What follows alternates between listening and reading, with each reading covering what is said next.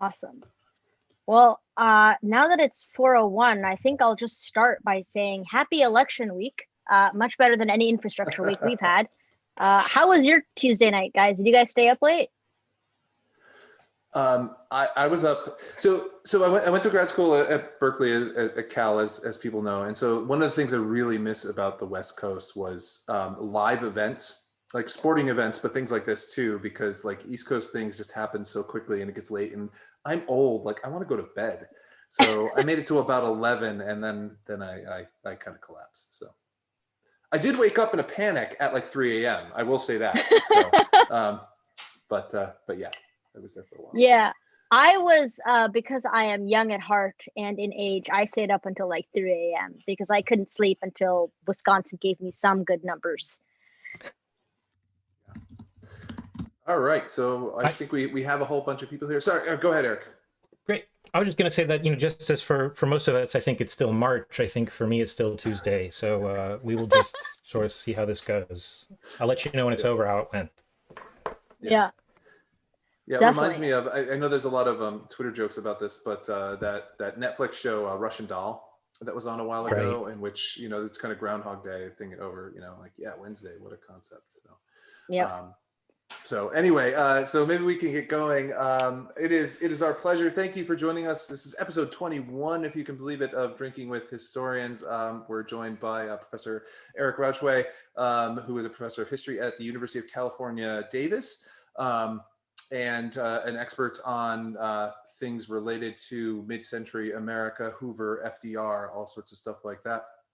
We're probably at some point going to be talking about the election too, and things like that. We did just learn just beforehand that Eric wrote an article about tiki drinks too. So I think we're going to have to get into that at some point too, or else we're really not true to our name, Drinking with Historians. So yeah. But the first question I think we have to ask is, Eric, what are you drinking tonight? I am drinking, since you mentioned exotic cocktails here, I am drinking 3 Dots and a Dash, which is the Morse code for the letter V.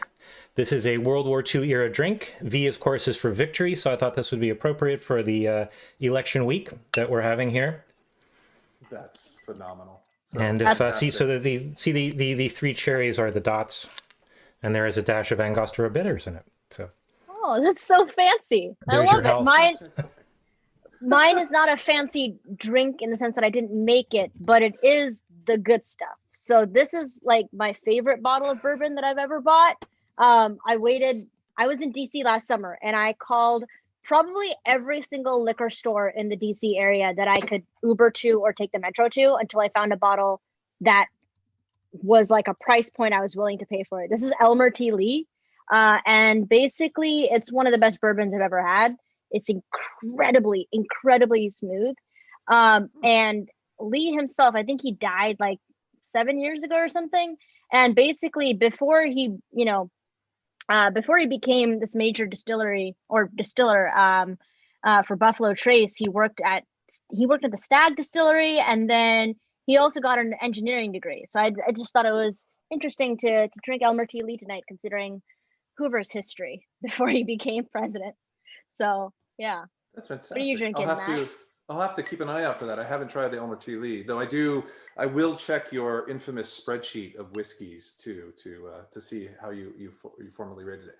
I have basically an old fashioned. It's a little bit of a fancy old fashioned. I did have a neighbor who had a bumper crop of figs, so I infused some Old Forester bourbon with some figs, and then I added a little bit of maple syrup instead of simple syrup, and it's pretty fantastic. So, and then after that, I just have some Bullet Rye. I think I'm gonna drink straight. So, and hopefully I won't be drinking out of the bottle at the end of it like we did that one time. But depends on how depressed I am. But now I'm in a good mood because things are going in a good direction. So, nice. So yeah. So, please. Yeah. Well, my first question is takes me back to my APUSH career. This is back in like fall 2011. I was handed this article. I think it was by David Kennedy, by my APUSH teacher. And the title of the article was "Don't Blame Hoover," because I had spent the 15 years of my life before that, my knowledge of Herbert Hoover as it's his problem that he created the Great Depression. So I guess my first question is, where do you stand on the historiographical debate between Hoover and his role in the Great Depression, Eric? Well, I mean, don't blame Hoover for what? Don't blame Hoover for, the economic downturn. Fine. Don't blame Hoover for the economic downturn, right? It occurred, by the standard way we reckon these things. It started in August of 1929. So that's, just a few months after he became president in the first place. You really can't blame Herbert Hoover for that. And there's probably a decent period after that where you can say, don't blame Herbert Hoover for an inadequate reaction to the downturn because, generally speaking, and certainly prior to that, economic downturns had righted themselves, before, without too much intervention. You don't want to overstate that. There was actually, there's this sort of myth that there was no intervention in 1921, but that's going too far afield. We're not going to talk about that. We got a lot to do with the regular Great Depression. So let's give him, I don't know, 9 months, a year, something before if you can still say, don't blame Herbert Hoover. After that, you can solidly blame Herbert Hoover, man. And not only for an inadequate response, but for, I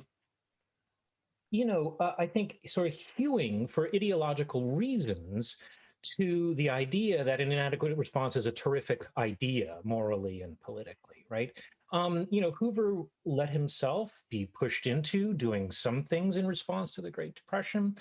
There were some public works, that the federal government started up, and it was on a large scale for the time. But, when you have Hoover bragging about the number of people who are employed in public works in 1931, you look at what that number is, it's about 750,000. And that's at a time when there's, 7.5 or 8 million people unemployed. And so we're looking at a response that is about a tenth of what would be adequate to the situation. And certainly Hoover would have known that by then. And Hoover had his own special presidential commission on the unemployment problem. It wasn't staffed by pinkos or social scientists, but I repeat myself, right? It was run by the chair of AT&T, Walter Gifford. And when Walter Gifford came to him and said, Mr. President, we really need to have federal relief of unemployment, Hoover pitched a fit and said he was going to sack him. And, he was very committed to the idea that there should not be federal relief of unemployment. And moreover, that there really shouldn't be federal relief of the failing banks, which is where you can definitely very, very, very much blame Herbert Hoover. There's waves of bank failures through the course of his presidency. The most severe one begins right before the election of 1932. And that's the sort of the infamous one that people talk about. But it's the last in the series. And Hoover just dug his heels in and obstinately refused to do anything about that, insisting that it was his job to keep the banks open. That was his view. He said that, even when the Federal Reserve Board, again, not a bunch of pinkos, right, come to him and say, you must declare a bank holiday. They came to him repeatedly. They gave him legal justifications.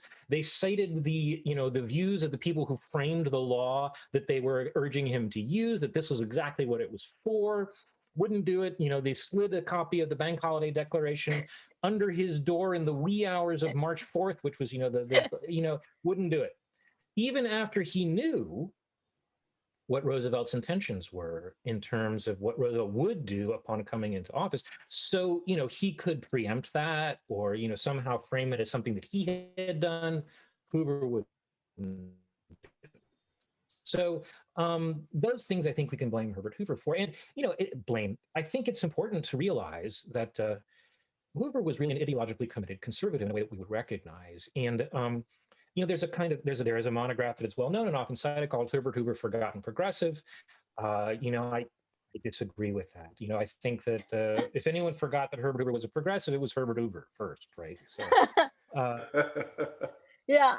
I mean, the reason I asked that is because was that a sufficiently sharp reaction for you? No, the reason I asked that is because there has been a certain debate among people who are more favorable to the conservative party today, who aren't basically don't blame Donald Trump for his response to COVID. So that's sort of why I asked that. I was just interested in how historians are thinking about Hoover and the Great Depression when it comes to reacting to this type of, that there was an economic crisis here, it's a pandemic. And so that leads into my second question, unless Matt has something to ask, is one of your first books, and I haven't read this yet because it wasn't on my comps list, but it should have been, is Murdering McKinley, right? So it's basically the making of Theodore Roosevelt's America. So my second question is, why did you choose to look into Theodore and then FDR? Like why are the Roosevelts so cool? Why are they just so badass? Yeah, that sounds like a good comps question. Why are the Roosevelts so bad? Just as an aside, have you seen the film FDR American Badass? No. I must watch you might this. want to have Barry Bostwick plays the title role. It's very bad. I mean, it's really very bad. Don't take this as a recommendation in any sort of important way, but I mean, it is a movie that exists. He fights werewolves. You should know. So I must watch this now. This is better than Abraham Lincoln Vampire Slayer. Right. Except it's way lower budget. It's anyway, so that was an aside. I started out as a historian of the Progressive era, and I did my dissertation on the Gilded Age and the Progressive era. And my first 3 books really were on that subject, because then I had another book after the Murdering McKinley, which is about the sort of thinking about the decades around 1900 as a wave of globalization comparable to the late 20th century wave of globalization. How do we think about that? Right. Yeah, I read that one. That was great. Okay, thank you. Varsha, you don't have to say that. It's okay. We are a full service webcast, so it's okay. I wanted to write Murdering McKinley really because of discussions with my then colleague Neil Ferguson, who when I was at Oxford, who was writing in those days about counterfactuals. I don't know if you remember this phase of his career, but it was prior to the one he's in now, and it occurred to and I don't know if you know how Oxford does admissions, but it's kind of like fraternity rush, right? Everyone who is invited to sort of the last phase, all the would-be undergraduates go from college to college, and they chat with the tutors, in one of these Oxford rooms that are so famous or infamous, and they have like an interview, and then if the Oxford tutors so think, well, this one's not really quite our style, but then they sort of ring up or send a note over to the college down the road and say, why don't you summon so and so, and some porter has to go. Anyway, so you as a tutor, you're sitting there all day long with one of your colleagues interviewing undergraduate after undergraduate. So it came out of one of these sessions when in between them, I was, talking about what I thought was an important counterfactual. And one of those would have been, what if McKinley had not been shot? What would we have seen? And that's counterfactuals about assassinations are easy ones because you can sort of very quickly see how history turns on a dime or it doesn't, but at a particular moment like that. And, just as with Hoover, there was a kind of wave of McKinley revisionism, mostly led by moderate Republicans and their sympathetic cohort. And I think that I don't agree with that either. As long as we're on the subject of these things, I find it hard to imagine that a McKinley who hadn't been shot, certainly he wouldn't have gone in the same direction as Roosevelt, or he wouldn't have gone as far in the same direction as Roosevelt. So that's what I wanted to talk about, like what forces were at play in 1901, and how did sort of Roosevelt collate them and push them forward on his agenda in a way that McKinley probably wouldn't have, and if he hadn't, what would have happened then? I also wanted to, once I got into it, so that was this germ of the idea. But then once I got into it, it turned out there was a very interesting cache of papers at the Massachusetts Historical Society that had been deposited there by a couple of psychologists who had investigated the mental health of the assassin. And this was really rich stuff because, this is the pre-Freudian era of psychology, where psychology is really just one of the social sciences.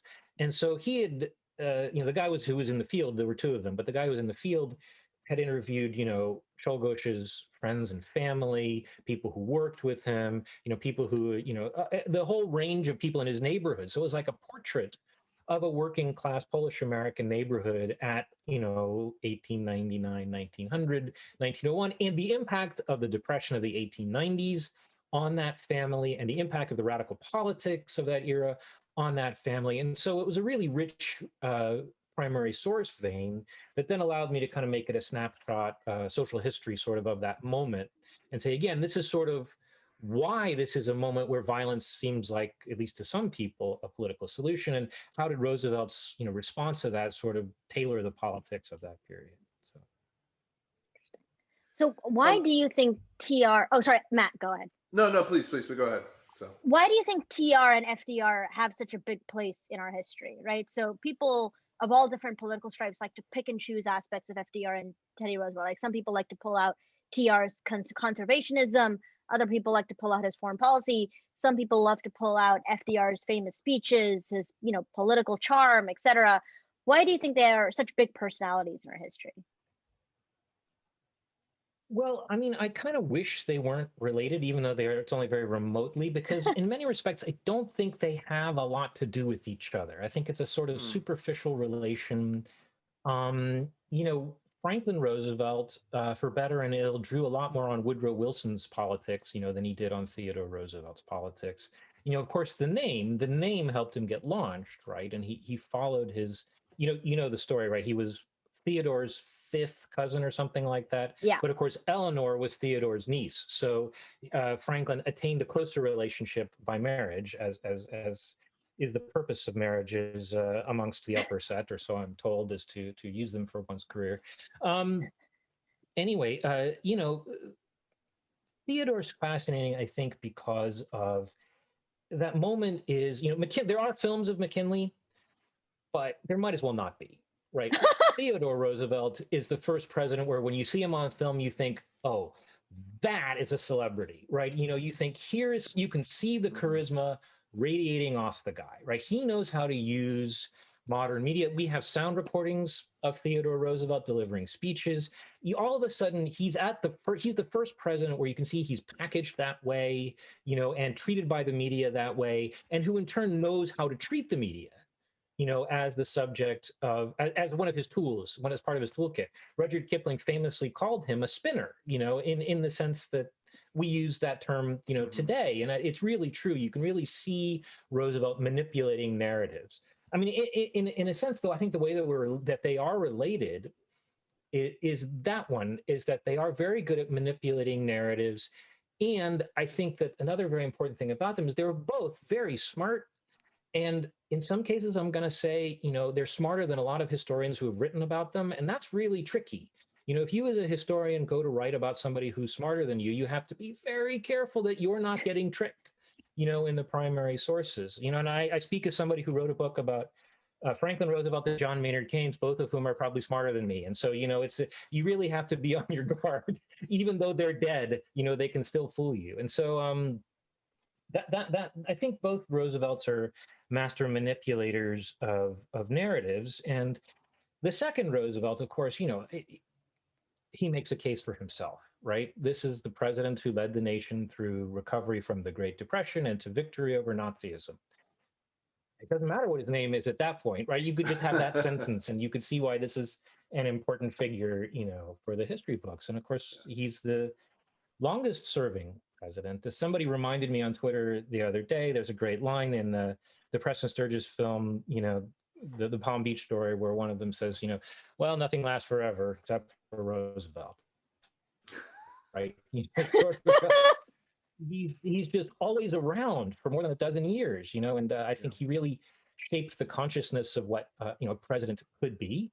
And I don't know if you know the William Leuchtenberg book of essays, In the Shadow of FDR, which he updated at least into the Obama years, to kind of see how presidents reckoned with Roosevelt. And I think that both presidents, Roosevelt did do something that, many historians find particularly fascinating. And I do for both intellectual and political reasons, is that they kind of swept together political movements and kind of gave them a focus in the White House in a way that not a lot of presidents can do. A lot of presidents seem to be ridden by circumstances.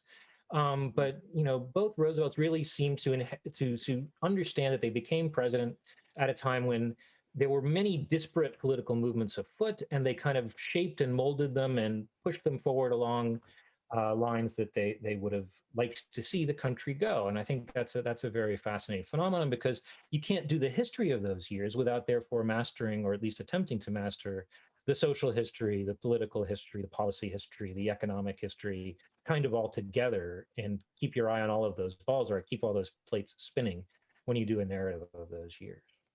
Yeah. So following up, I think it's really interesting. You mentioned about writing about people who are probably smarter than you, and I think that's most historians have probably at least encountered. Maybe not everybody realizes they've encountered those people in their sources, but they have. But I think it's really interesting to kind of think about that, because there's oftentimes, especially in the popular conception about the way that you do histories, you look at the sources, you look at the primary sources, and people seem to kind of get that. What they don't seem to get is that they're not transparent. Right, is that the sources that you're often looking at when you're digging through archives is like they're oftentimes, like, even just in the process of archiving them, right, they're trying to construct a story. So is there a source that you encountered, like, in any of your research? Like, do you have a favorite primary source, like, that you kind of come back to when you think about either related to McKinley or Teddy Roosevelt or FDR or Hoover? Something that tells a different story than maybe it might purport to? Can I cheat in answering this question? This is one of my comps, right? I mean, I want to say that for the Hoover FDR book, Winter War, right? My favorite species of source was the diaries of aides. And I had several diaries of people who were Hoover aides, and several who were close to Roosevelt, one or two that were close to Roosevelt.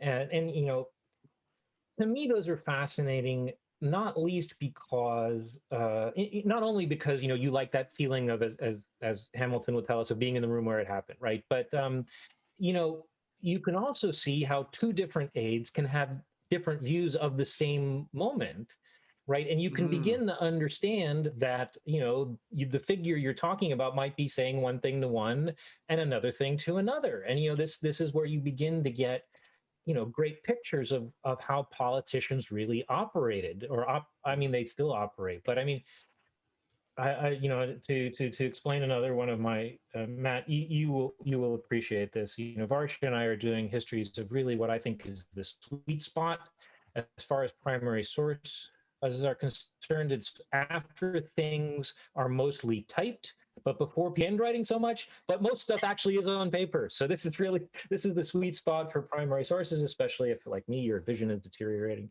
So there's an awful lot of good stuff on paper in the 30s and the 40s, in a way that wasn't true before and won't be true later. And you can really see, you can see an awful lot going on. I mean, my favorite one of those diaries, though, is one that's in the Raymond Moley papers at the Hoover Institution at Stanford, but it's not Moley's diary. It's a diary of his secretary, and it's got a note on it from Moley to researchers, basically saying, I'm going to paraphrase, but I'm going to get the spirit of it right. Is, this is the diary written by a young woman, in her first brush with, greatness and power. And so researchers should be careful of how, how they read it. And basically he's saying, don't believe the stuff she says, and it's actually a fantastic story. I mean, she was one of the people who was kind of, and the many people in the Roosevelt administration who were kind of associated with Felix Frankfurter. She came from that circle.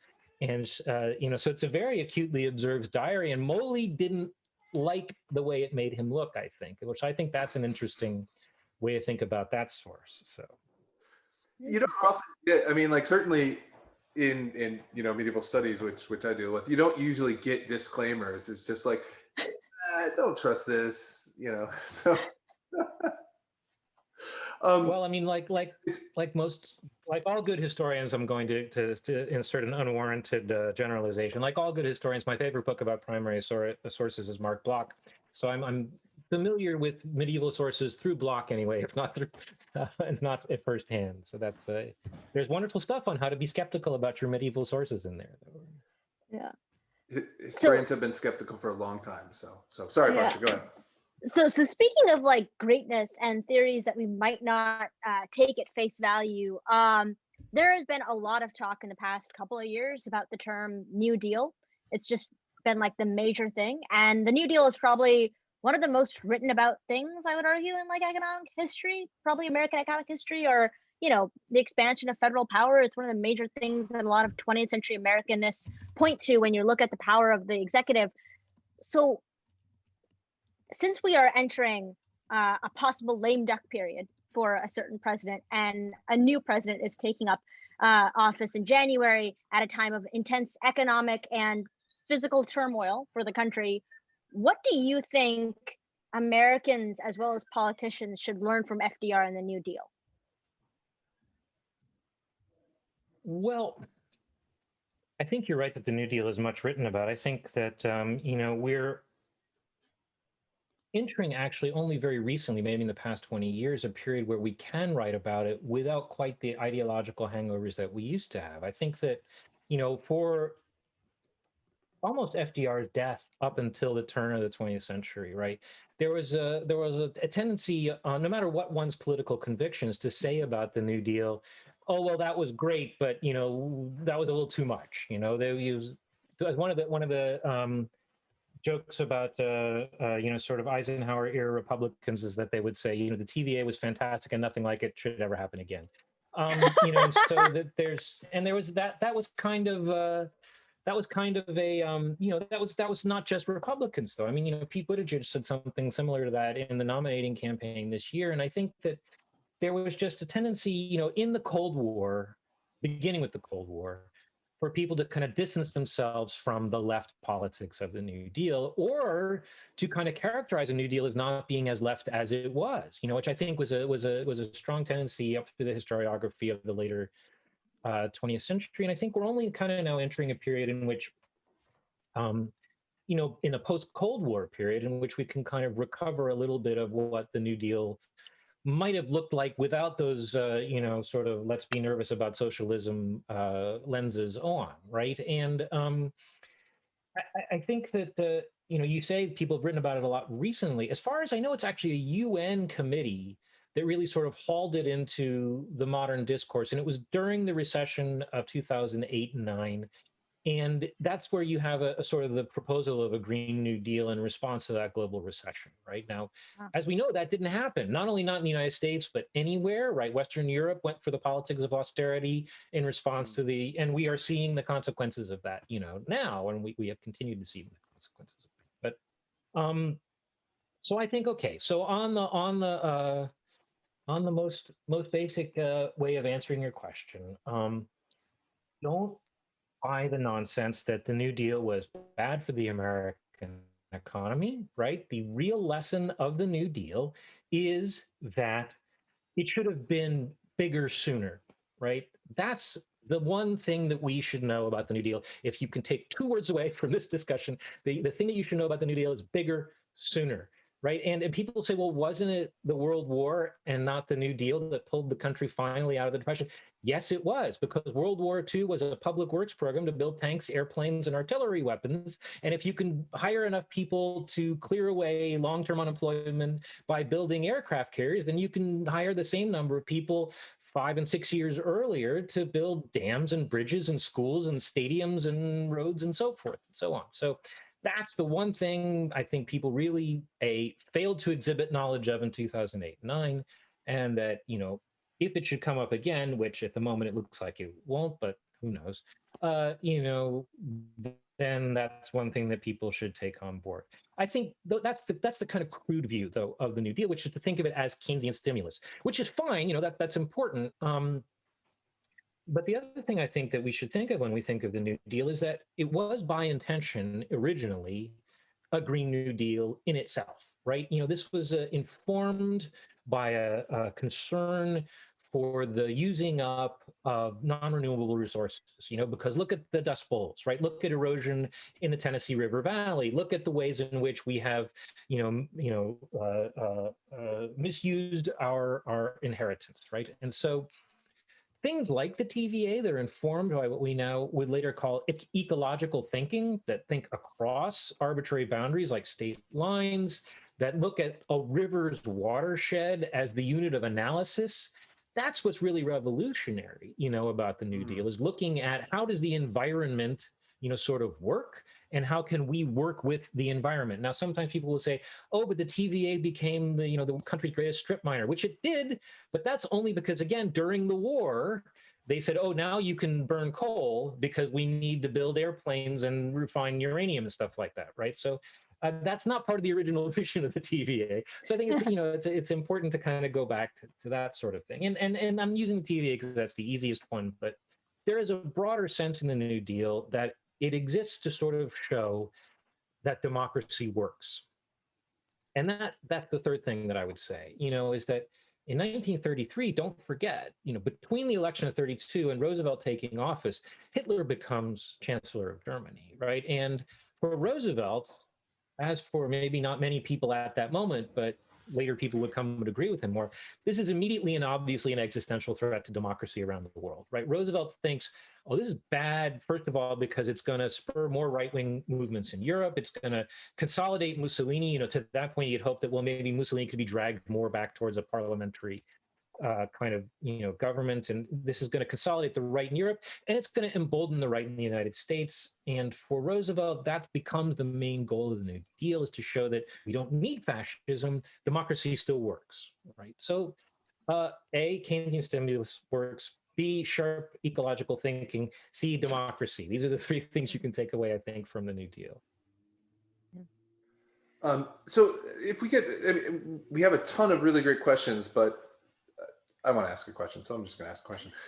We've been talking a lot about presidents, obviously, and I think one of the things that perhaps people who haven't been kind of astute students of American history for a long time, but have been paying attention to politics lately, are understanding it's not just the president does things, is that there are other branches of the federal government, right? So not to mention the state government and stuff like that do things and cause things to happen. So during this process, I mean, like, even in that, like, going back to kind of Varsha's original question, like, about how much we can blame Hoover for it, like, how much is Congress to blame there? Or, during the work to create the TVA and stuff like that, like, how much is Roosevelt able to work with the Congress, or how much are they pushing back against what he's doing? Yeah. And I want to add to that question later, but how much does the Supreme Court pull back? But that's later. Yeah. Okay. Well, I mean, I think with both Roosevelts, the White House becomes a sort of sympathetic focus for a lot of movements that have been pressuring for a long time. Let's pick the TVA as an easy and obvious example, right? I mean, during World War I, the federal government had built a dam, which became known as Wilson Dam, at Muscle Shoals, to produce electricity for the region, and also to have a plant that made nitrates for explosives. And then during the 1920s, after the war was over, they used those nitrates to make fertilizer, right? And the law that allowed the federal government to do that stipulated that it had to remain in public hands. But during the 1920s, there's a big row between Hoover-type Republicans and progressive Republicans, including notably George Norris of Nebraska, over whether Muscle Shoals can be privatized or whether it should remain public, right? And Norris wants it to remain public, and Hoover and Harding and Coolidge and that lot want it to be privatized. For a while, there's a plan to flog it off to Henry Ford, and they keep pushing for this right up into Hoover's administration. Hoover vetoes a bill that Congress passes. I mean, you ask about presidents in the Congress, the president can veto, right? This is a big deal, right? So Norris gets bills to protect Muscle Shoals past Congress, but Hoover says no, right? Coolidge says no, right? And Hoover, Coolidge doesn't say anything when he vetoes, but Hoover gives a veto message that says this is part of a bigger struggle over whether we should have, public ownership of anything. And I say we shouldn't, right? And so it's, you can have all kinds of stuff going on in Congress, but without a sympathetic president, you get nowhere. Now, of course, Roosevelt comes in, and not only does he say yes to protecting Muscle Shoals, he actually goes way beyond that. And I'm saying Roosevelt, but he's synecdoche for a whole congeries of advisors and stuff like Gifford that. Right? Pinchot, those type of people. Right. And so Norris is thrilled with the White House, but he only gets to be the father of the TVA, as he's called, because the administration is sympathetic, right? And so they push forward with that. But Roosevelt also then, on the other hand, there are movements to which Roosevelt's White House is not sympathetic or not as sympathetic as the TVA. Famously, he didn't want there to be deposit insurance. That's passed against his wishes. He doesn't veto it. He goes along with it. Maybe people forget, Roosevelt didn't want to pay a bonus to the veterans, which created such Surus, in 1932, and that has to be passed over Roosevelt's veto.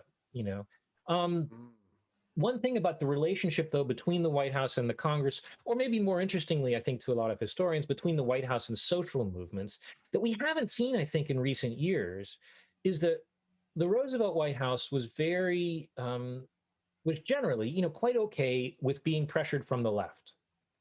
And Roosevelt understood that gave him room to maneuver, because he could always say to Congress, you got to give me the authority to do X, Y, and Z. You got to do this my way, because if you don't get me, it'll be the crazy people over there, right? And so he understood that broadened the scope of what could be done. And, during the Obama years, we very conspicuously didn't have that. There was a lot of denigration of the left from the White House.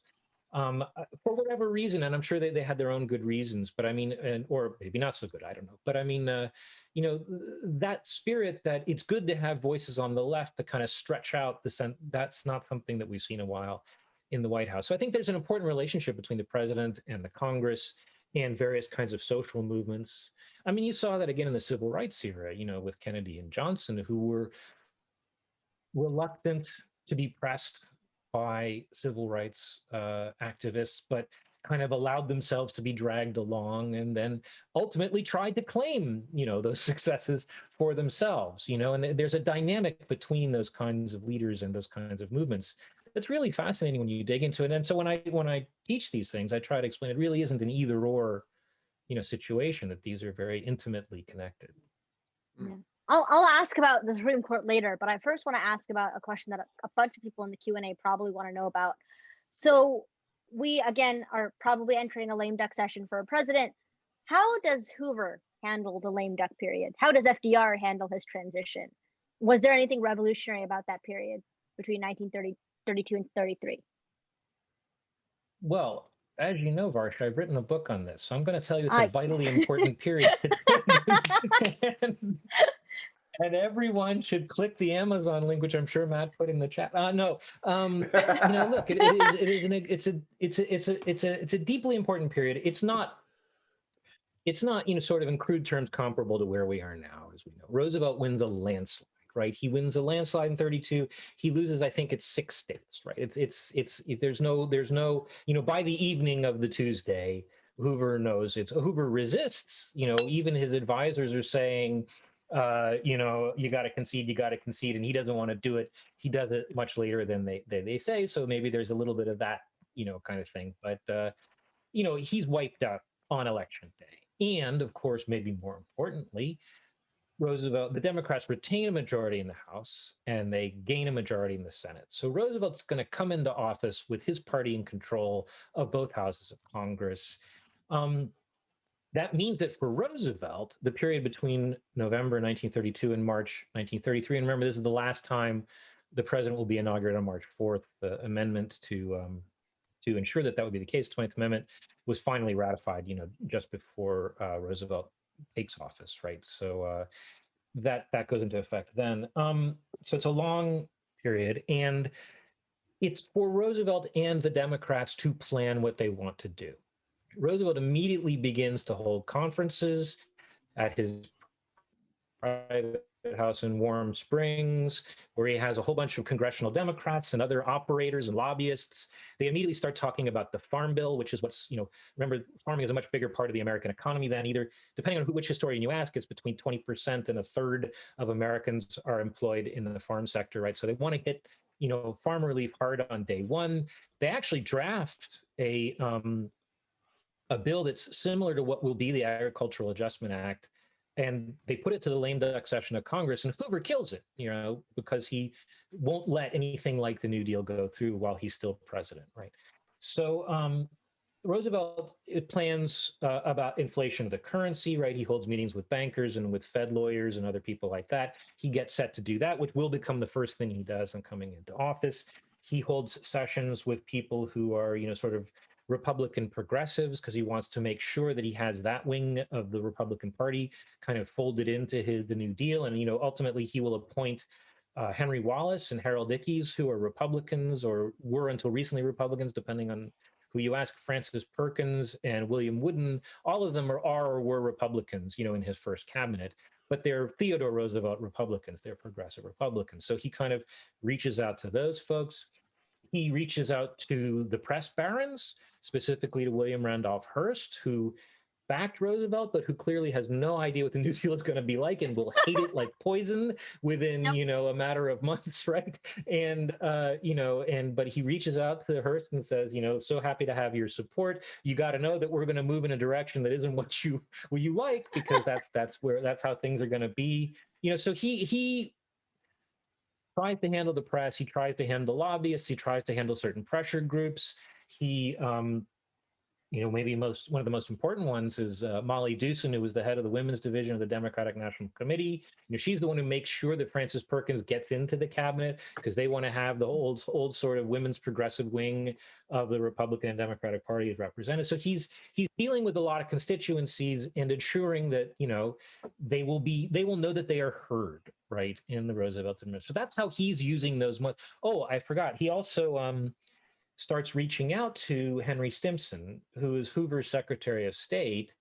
And Stimson is keen to reach out to Roosevelt because this is in the middle of the Manchurian crisis, the Japanese Manchurian crisis.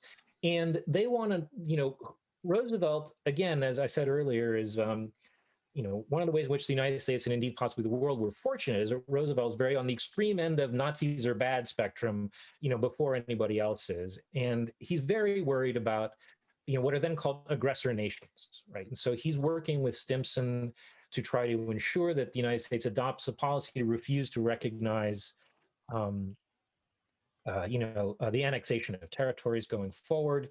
They actually try to put a bill to Congress that would have given the president discretionary power to, boycott aggressor nations. The Congress won't have it, precisely because they know that Roosevelt will use it against Japan and Germany. So. It's a very active period during which Roosevelt is kind of laying the groundwork for what will become the New Deal, and also what will become the Rooseveltian foreign policy that we would recognize, and indeed the Rooseveltian monetary policy that we would recognize. So it's not quite 100 days, but you could say that the 100-ish days before the inauguration is possibly as important, if not more important even, than the 100 days after the inauguration. I could make that case if you want, because the before makes the after possible. So basically, if Joe Biden and Kamala Harris call you tomorrow, your advice to them is don't sleep, don't let anything slide, because we have, at least, they're not one-on-one analogies, but we have similar foreign policy, domestic, economic, and health crises going on. And from what I understand from Winter War is that FDR doesn't let a single day waste, right? So I think that's really interesting to know that, because I didn't realize that much happened during the transition until I read your book, right? And is that the first time, is Roosevelt one of the first presidents that takes this transition this seriously, or have other presidents before this done this too, to your knowledge? I think the transition from Hoover to Roosevelt represents so much a U-turn in policy that it requires that kind of, you want to look at a serious transition. You could look at 1860, 1861, during which the South secedes. You're right. That's a big deal. Let's not let that one slide, right? But I think Roosevelt has an agenda that he campaigns on and then seeks to implement, and it's going to require a lot of action quickly. And the other thing that, if you want to talk about present day parallels, Biden hasn't won.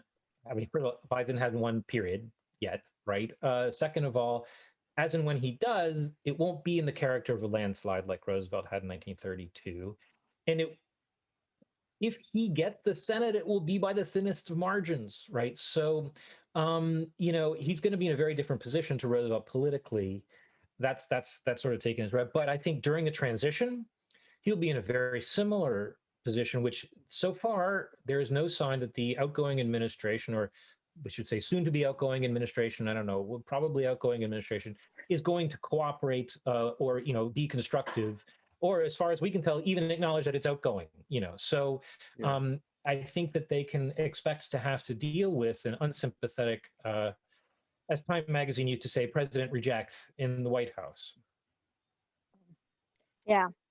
So there's another really good question in the Q&A. It's about parties, right? So you said you were interested in social movements, and this is something that I've been confused with as well. So, you know, people like Kevin Cruz and a bunch of American historians have detailed this for the past 4 years, because it's something Republicans love to talk about, that, you know, Democrats were the real racists. And so historians have been keen to point out that the parties switched, or there's a flip in the 50s and 60s. But somebody asked in the Q&A, was there a similar, not a switch, but what were the contours of left versus right in the 1930s? And how did different, you know, coalitions fit into that? Like, what does the FDR coalition look like? Well, I mean, first of all, the switch, you know, in the party's attitude towards civil rights begins in the New Deal, right? This is when Black voters become Democrats, right? It's during, it's, you can even say it's even narrower than, it's between 1932 and 1936. That's when it happens, right? And it's because of the New Deal, and it's in spite of, you know, the Democratic Party being in hock to Southern segregationists, right? I mean, that's the kind of look, if you really want to get deep about this, you know, in the 19th century, right, the Democratic Party has basically got two wings. There is the rural wing, which is first the slaveholders, and then later the segregationist South. And then it's the urban wing, which is the Catholics who are alienated by the fact that an awful lot of the nativists and the know-nothings went to the Republican Party. So you've got the, you know, you've got the anti-Black wing of the Democratic Party, and you've got the sort of melting pot, if you like, immigrant Catholic wing of the Democratic Party, and they coexist uneasily, even in the 19th century. And the more so as you get into the 20th century, and, you know, this is most vivid in the 28 election, when Al Smith, who is, you know, an Irish Catholic, you know, child of immigrants from New York City, is the nominee of the Democratic Party, and a lot of Southern Democrats defect because the Klan doesn't like Catholics, you know, and so there's this uneasy split within the Democratic Party. Now, they can come together. You know, Al Smith in the 1900s and 19-teens was very effective at dealing with Republicans in New York State, as long as the politics didn't have to do with these kinds of cultural themes, right? But, you know, so that kind of species of progressivism could be bipartisan. What happens is that basically the Republicans abandon their Black constituents, you know, beginning, you know, you can say beginning when? Beginning at least as early as 1876, maybe even earlier than that. The real date you want to put the marker on, though, is the failure of the Lodge Elections Bill in 1890, right? You know, the Republicans have both houses of Congress. They have the White House. They pass all kinds of civilization to try to appease the Western constituencies, including inventing, you know, 2 states out of Dakota Territory because it's so Republican voting. But they do bupkis for their Black constituencies. They won't pass the elections bill. It would have been a big deal. You know, it would have been a really important bill, but they don't pass it. And that's kind of the sign that the Republicans are kind of giving up on Black voters. There are some Black voters and Black leaders who go in for Bryan, you know, in 1896 and 1900, but not a lot. You know, there are some, including W.B. Du Bois, who back Wilson in 1912. And, you know, Du Bois will later say that Wilson was the, you know, greatest disappointment that a disappointed people have ever had to bear, right? Because, as you know, Wilson introduces segregation to the federal government, right? And, you know, so a lot of civil rights leaders and Black voters generally kind of feel in the 1920s like they are still Republicans, but they don't have any place to go because Republicans don't like them. And Hoover makes that abundantly clear. You know, he tries to nominate a relatively young segregationist to the Supreme Court. It's beaten back by the combination of the NAACP and AFL. But, you know, it's clear that Hoover doesn't like his Black voters either. So in 1932, there's a really lackluster showing of Black voters for Hoover. there's a shift, a notable shift towards the Democrats, but it's not a majority shift, right? But in 1936, it's overwhelming. And what happened is Roosevelt in office proved that he was going to be, the progressive style Democrat and not the Southern segregationist style Democrat. And so black voters become Democrats then. And by 1948, they'll be majority registered, with the Democrats. So the New Deal brings black voters into the Democratic Party. By the end of Roosevelt's second term, he'll be creating a unit within the Justice Department to bring civil rights cases, and they will bring important voting rights cases to help break down the white primary. They will begin to act like the Democratic Party we would recognize from the 60s. So that's when the split, that's when the historical shift really begins to happen.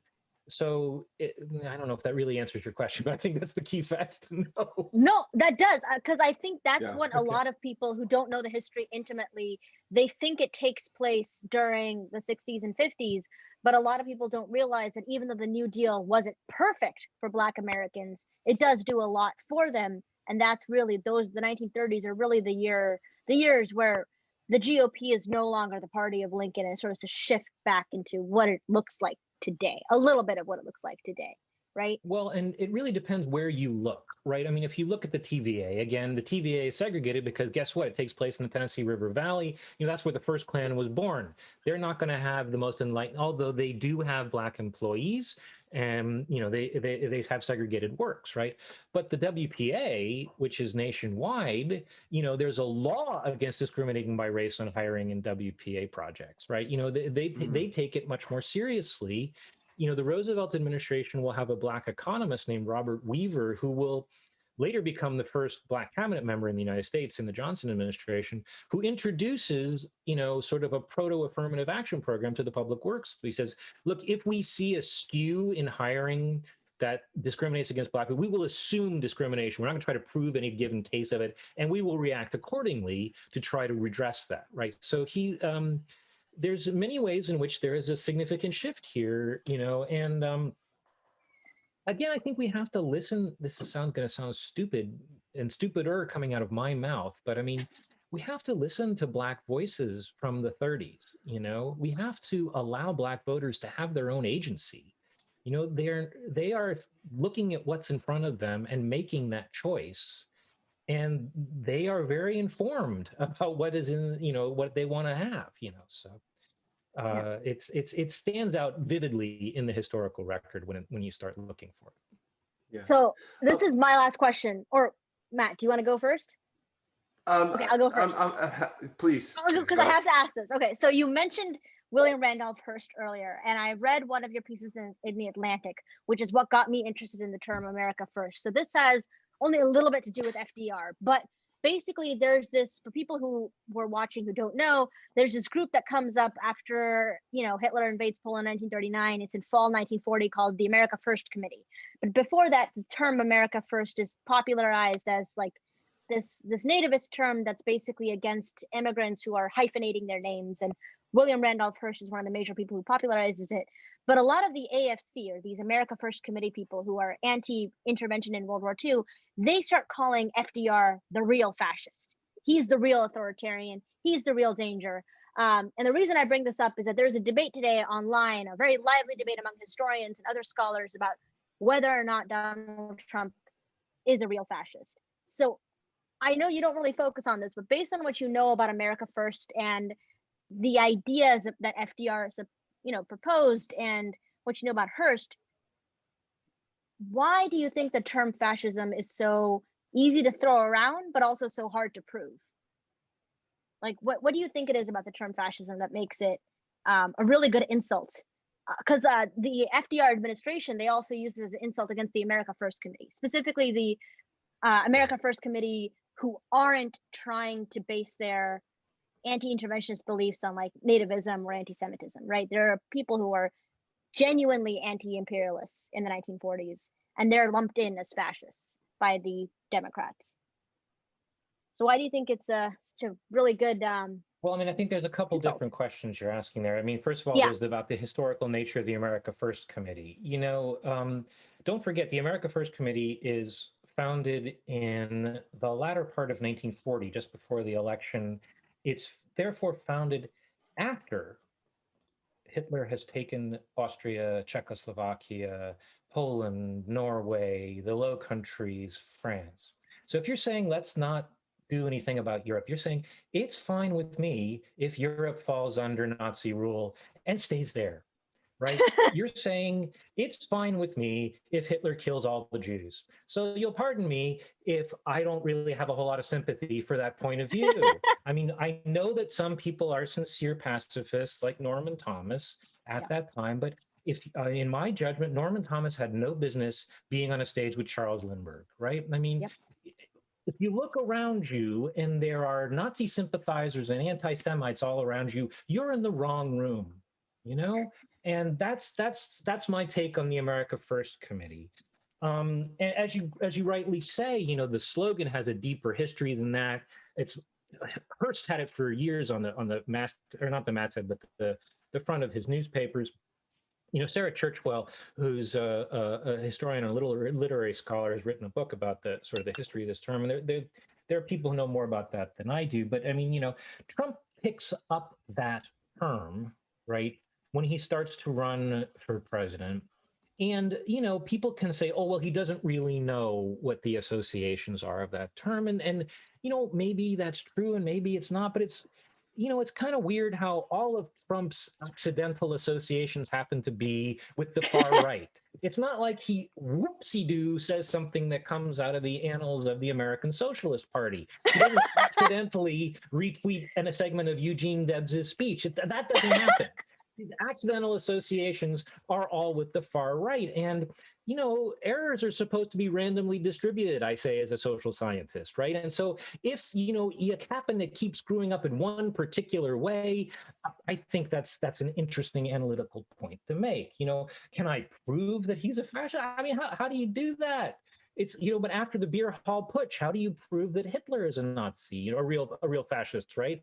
I mean, you know, does he really mean it? I don't know. He failed, right? And you know, a lot of people are saying, "Well, Trump failed." Yeah, well, so did Hitler in the 1920s, right? But you know, then later he met with greater success. And I don't really understand. You know, is Trump a fascist? He hasn't written a book that really lays out his political philosophy in any coherent way, but the way he acts, it's certainly bad news for democracy. I don't think that's too extreme an opinion to have. Yeah. If I could, since we're just running out of time, and a couple of people have mentioned this, and it's something that came up. It's perhaps a little bit later, but tell us about tiki drinks, please. Yes. Look. Tiki drinks or exotic cocktails happen to come from the Great Depression. That's kind of one of the interesting things that you can say from it. Sort of, it all comes back right to the same thing.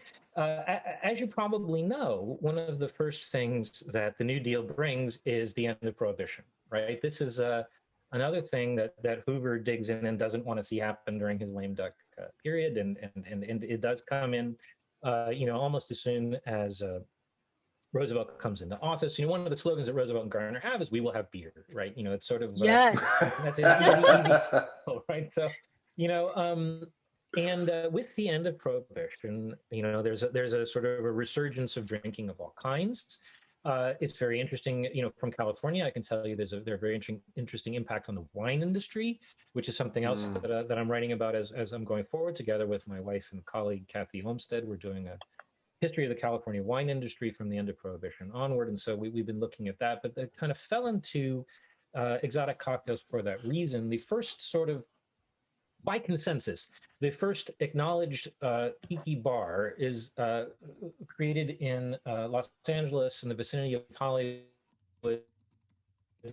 by a man who went by the name Don Beach, and the place was called Don the Beachcomber.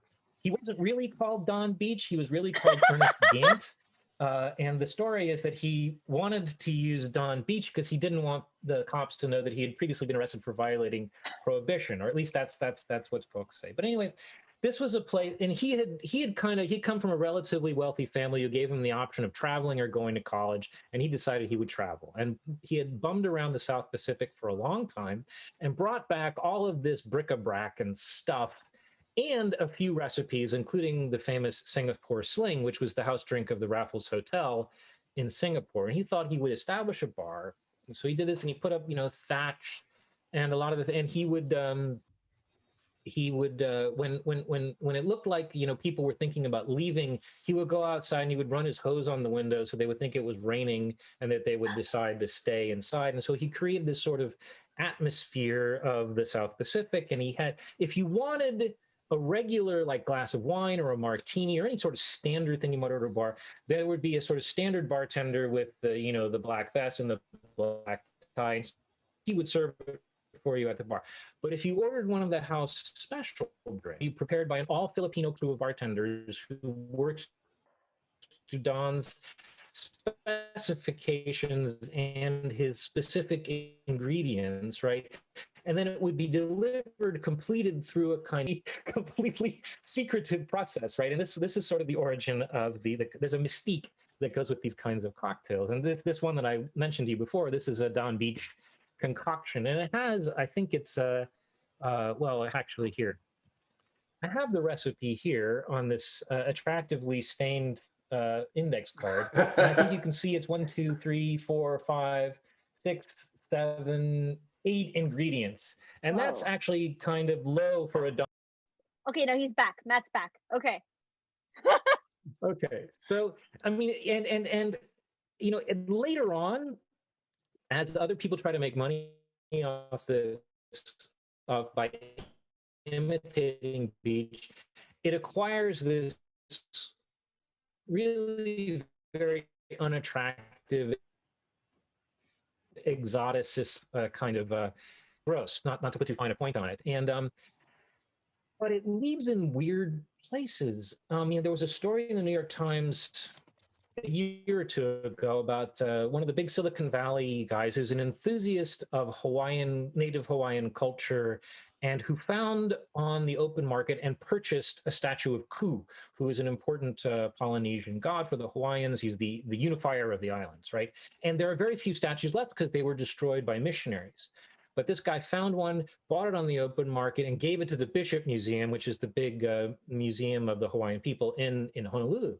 And then, after a while, it sort of gets out, maybe it's not the real deal. Maybe it comes from a Trader Vic's that, was kind of, but there's this, yeah, exactly. So, but I mean, it kind of, don't worry, the Bishop Museum has a real one. They don't just have the fake one. So you can see one of the real ones there.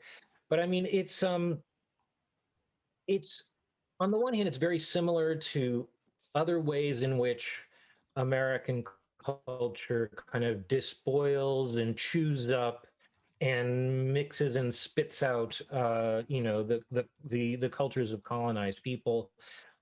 In other ways, it's quite fascinating and leads people to invest in a kind of a true appreciation of those cultures. So it's like a lot of American history. It's impossible to enjoy with a clear conscience. So there you go. Nice. So we definitely have to wrap up, which really sucks because I have so many questions. I have questions about Supreme Court, Japanese internment, FDR's. So I heard a story that FDR died next to his mistress. Is that true? I don't know about next to, but it was she was definitely in the vicinity. Yeah. Okay, so that, like I said, I have it's more complicated. I mean, it's more complicated than that. She was the one that Eleanor, threatened to divorce him over and had forbidden him from seeing her again. And then, Eleanor and Franklin stayed together. Lucy Mercer was her name. She got married. But then, during the war, around the time of the war, her husband died, and she sort of drifted back into the Roosevelt circle, and so yeah, she was kind of back in the picture. I don't know if they were properly, carrying on at that point. They were certainly, emotionally involved with each other, Wow. and always had been, Yeah. So yeah, like I said, I have a ton of questions, but we'll have to have you on at another time to ask those. Mainly because I'm really, FDR is one of my favorite presidents, always has been. And then the last thing I wanted to mention to you, I saw on your website that you've been a consultant for like Hollywood at times in certain movies. So I want to implore you, if they come to you with a movie script about Francis Perkins, please tell them to greenlight that, because that's the one movie I want to see. I don't want to see FDR battling werewolves, even though I will watch that movie. I want to see Francis Perkins in the Brain Trust. That's the dream. And see Francis Perkins calling out Herbert Hoover for lying out about unemployment. That's what you want to see. Oh, that sounds amazing. Every historian's dream. Yeah. Okay. Well, thank you so much, Eric, for joining us. It's been a wonderful conversation. Thank you, everyone, for joining us too. And we have so many questions that we didn't get a chance, not just Varsha's, but yours as well. And so hopefully we'll have an opportunity. Check out drinkinghistorians.com for our next episode, which will be in 2 weeks. But until then, stay sane, get some sleep, and cheers, everyone. Cheers. Thanks a lot, Eric.